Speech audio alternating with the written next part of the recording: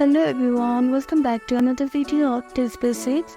In this tutorial video, we are going to learn how to log in UCL Finance. First step is to open your browser.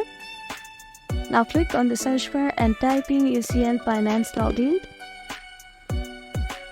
Now scroll down a little bit until you see this logo, click on it. Here on this page, you can see a login option here, click on it. Now you need your email address to log in, so type in your email. Now if you can't access your account, you can click on this link and recover it. And if you want to sign in with other option, you can click on sign in options and sign in with your other information. Now if you have forgotten your user ID or your password, you can click on this link and finally click on next, and these are the simple steps that you can follow to log in UCL Finance. Thank you for watching this video. I hope this video was helpful to you.